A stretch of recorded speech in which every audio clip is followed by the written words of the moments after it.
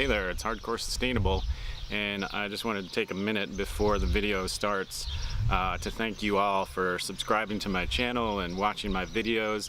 Just passed 5,000 subscribers, which is a great benchmark for me, and I'm hoping to get to 10,000 before the end of the year.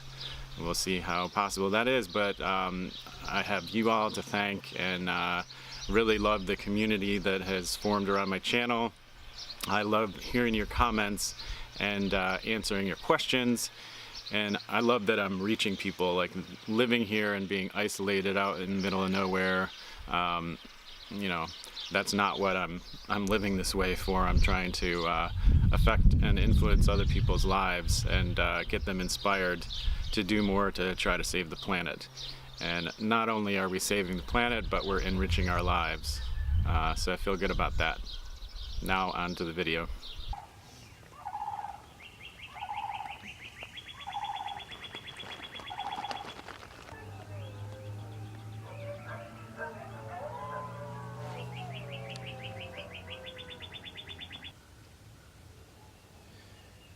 And there's just like a chorus of coyotes and barred owls and birds this morning and roosters crowing.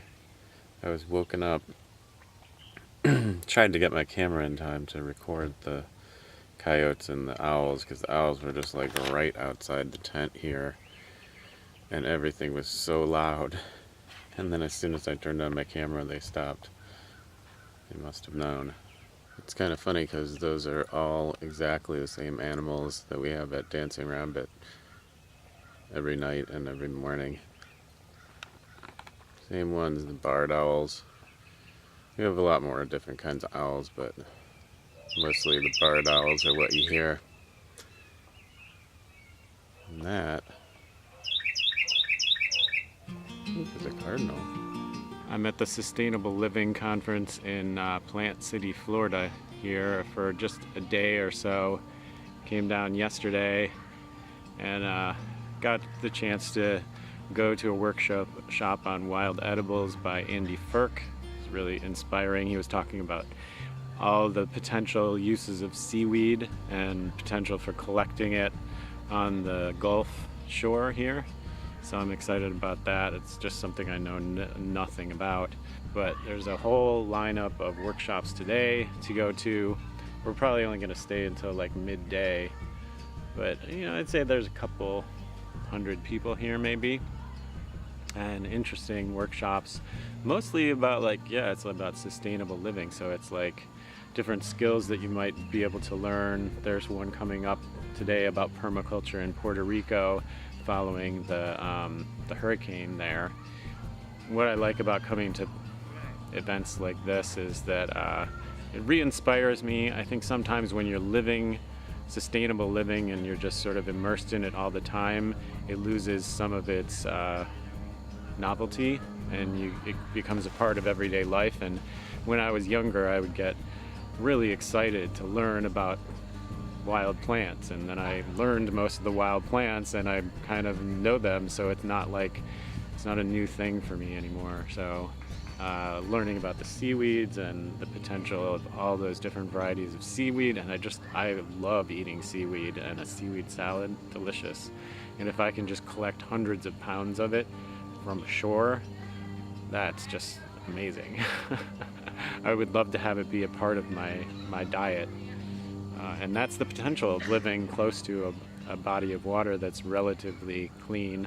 So these are the things that I'm thinking about and I'm getting inspired about here. Andy Firk, the other guy that I was talking about that I went to a workshop last night about edible plants, edible wild plants with, he's doing an edible plants walk this morning. So we're gonna walk around and I'll find out more about the wild plants that grow around here and what you can use them for. Having a puppet show. They have a whole kids schedule here too, so it's a good event for kids. That's more a medicinal plant, the velvet bean. And then these long dog turds hanging on the vines back there. If you see, it's an air potato. There's two species that are commonly grown around here. The round heart-shaped leaf and the round bulbils. These are bulbils that hang on the vine. The round one is the toxic air potato. But there are varieties from Asia and India and the Philippines stuff that are really good to eat. I have 45 different types of yams. This is bala, one of the 12 sacred Ayurvedic herbs. So this is in one part of India. So bala is a Sida species, so it has ephedrine compounds in it. So you don't want to take it if you're pregnant, have racy heart, have a pacemaker. You have to be strong to take it.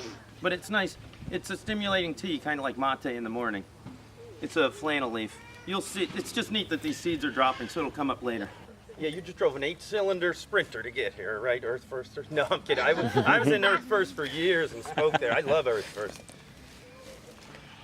So this people call sheep sorrel a lot of the time, but it's actually a different species. Sheep sorrel is more in the panhandle.